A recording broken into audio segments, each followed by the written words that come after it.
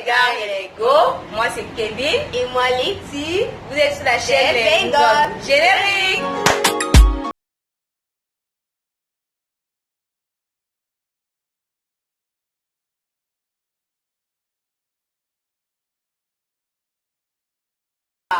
Vous abonner et cliquer sur la cloche de notification si vous ne l'avez pas encore fait.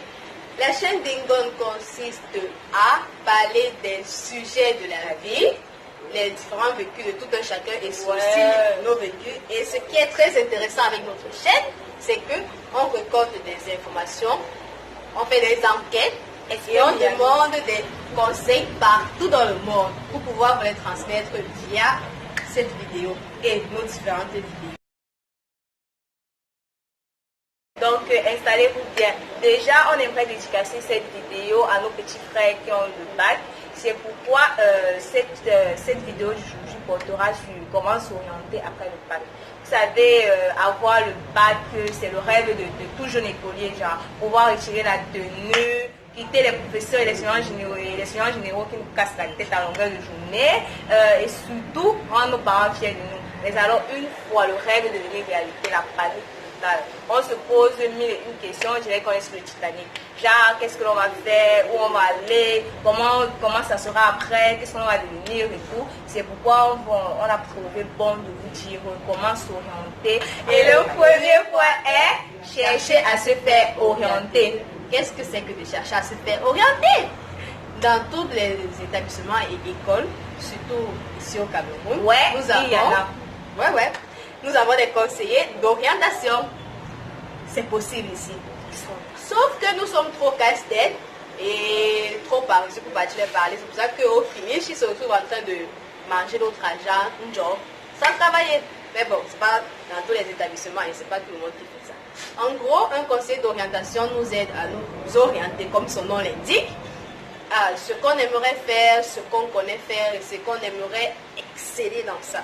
Si tu as un métier ou alors que tu sais bien faire quelque chose, le conseiller d'orientation saura t'orienter sur la décision à prendre ou te donnera des différents métiers où tu peux continuer à exercer. On vous quitte les conseillers, même comme vous. Et aussi, il faut chercher à rencontrer un aîné qui fait dans la profession qu'on aimerait faire pour qu'il puisse nous éclaircir de manière professionnelle sur comment choisir la filière et après le métier. Tout là, on pourra être posé. On pourra mieux comprendre la chose, on sera plus orienté en fait, c'est ça. C'est ce qu'on peut faire. D'accord. Et le deuxième point est faire la recherche sur les métiers qui s'ouvrent à notre filière. Déjà, il faut faire la recherche sur le taux d'emploi de chaque métier qui s'ouvre à notre filière. Par exemple, si on décide de faire une communication, la filière de communication, il faut savoir que la communication a plusieurs branches de métiers tels que chef décidaire ou chargé de projet. Et après, dès qu'on finit avec ça, sinon on se trouve par exemple au Cameroun. On fait la recherche sur le taux d'emploi des communicateurs au Cameroun. Maintenant, si le taux d'emploi est favorable,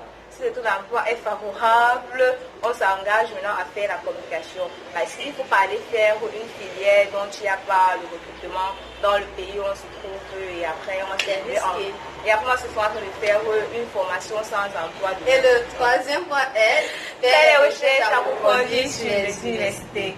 Et sur ce point, il y a aller vers les journées de portes ouvertes. Il y a certaines universités qui font des journées portes ouvertes pour vous montrer les différentes filières, et les différents métiers de chaque filière. En fait, on vous parle de l'université et des opportunités que vous avez à fréquenter dans telle université et telle université. C'est aussi un très grand point. Donc, il faut faire les journées portes ouvertes.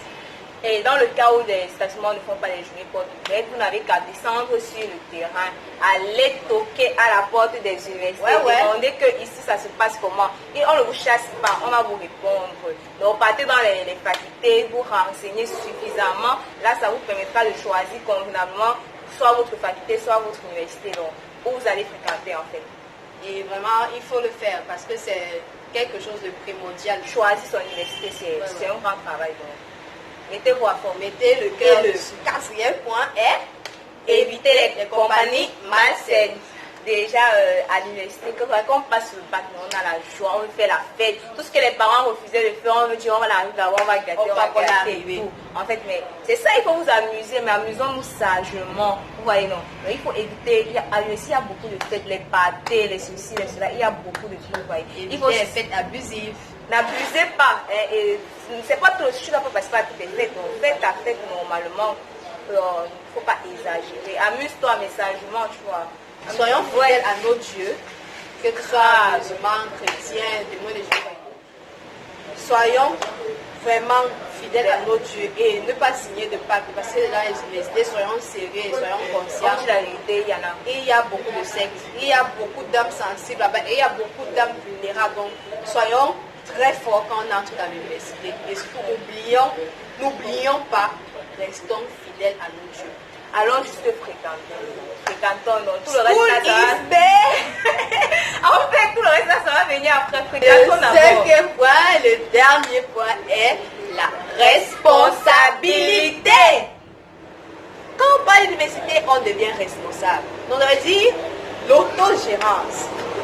On ne compte plus sur papa, on ne compte plus sur maman, on ne compte plus sur la grande soeur, on ne compte plus.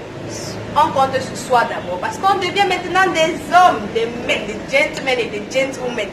Donc il ne faut plus qu'on dise que pour payer mon inscription à telle banque, il faut que papa soit là. Non, ce n'est plus ça.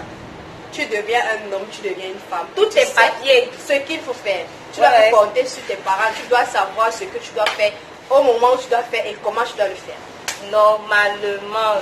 Et ensuite, il faut savoir gérer son temps. Le problème, c'est qu'à l'université, on a trop de temps libre. Vous voyez, genre, on n'a pas trop le temps. En fait, qu'on a trop de temps libre. L'illusion du temps. Vous voyez, on croit. Parce que, genre, au collège, c'était lundi, dimanche, machin. Là, à l'université, c'est rarement. Mais il faut savoir, pour pouvoir réussir à l'université, il faut savoir gérer son temps. Entre les loisirs, ce que l'on aime, les plaisirs et ce qu'on veut, les gars.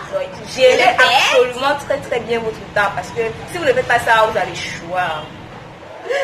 Et après, maman et papa vont vous fouetter. On devrait féliciter nos petits frères qui ont le bac. Christian et Lazare. Félicitations à vous. Félicitations à vous. Nous sommes très fiers de vous. Très fiers de vous. Mais on ne vous dira pas ça en face, donc vous allez voir. Si vous vous vantez, là, on arrête, c'est on supprime la vidéo. Bon, on aimerait féliciter tous ceux qui ont eu le bac. Spécialement vous. Ça n'a pas été facile cette année avec le Covid, donc force à vous. Et ceux qui n'ont pas eu, c'est pas la fin du monde.